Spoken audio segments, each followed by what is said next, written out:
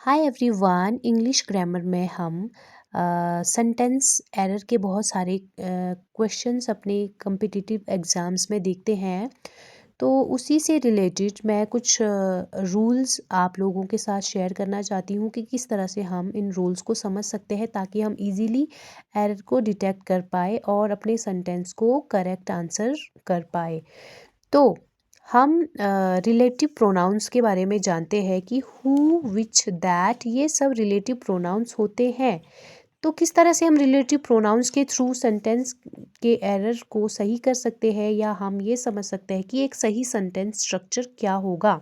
तो चलिए एक एग्जांपल देखते हैं।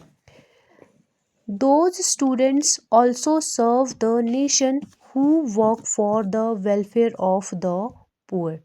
तो हमने इससे पहले वाले वीडियो में जाना है कि जो रिलेटिव प्रोनाउंस है वो अपने एंटीसीडेंट्स के अकॉर्डिंग वर्ब लेते हैं। तो इसमें ये वाले सेंटेंस में हमारे पास यहाँ पे रिलेटिव प्रोनाउन हु से पहले 2 बार नाउन का यूज़ हुआ है।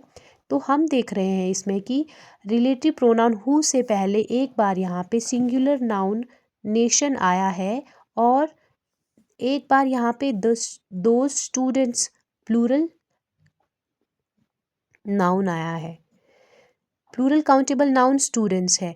तो यहाँ पे बीच में ऑल्सो भी है। तो हमने ये बात याद रखनी है कि जहाँ पे रिलेटिव प्रोनाउन से पहले नाउन या प्रोनाउन का यूज़ हो, उससे पहले ऑल्सो का यूज़ किया गया हो और उससे पहले फिर से नाउन या प्रोनाउन का यूज़ किया गया हो।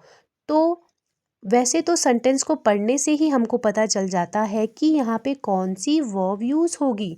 जैसे हम पढ़ रहे those students also serve the nation who work for the welfare of the poor. तो हमको यहाँ पे पता चल जाता है कि यहाँ पे जो हु है उसका एंटीसीडेंट स्टूडेंट्स है।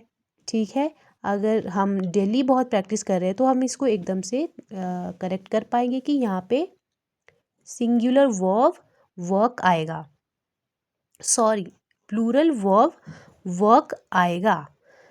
ठीक है,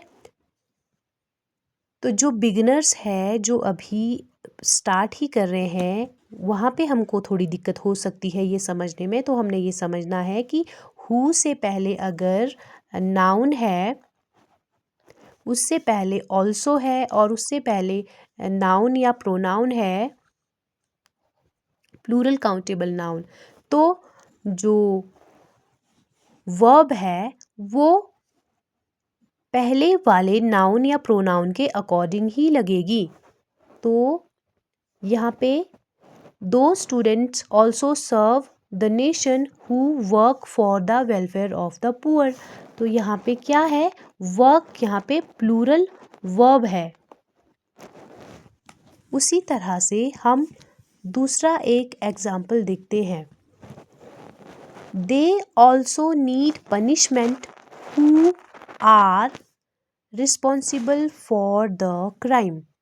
तो इसमें भी हमने देखा है कि यहाँ पे रिलेटिव प्रोनाउन हु है, उससे पहले यहाँ पे पनिशमेंट, पनिशमेंट वर्ड क्या है, एक नाउन है और उससे पहले दे क्या है, यहाँ पे दे यहाँ पे प्लूरल प्रोनाउन है। तो यहाँ पे भी हम जो वर्ब यूज़ हुई है आर, वो किसके लिए यूज़ हुई है, दे के लिए, मतलब दे के अकॉर्डिंग, क्योंकि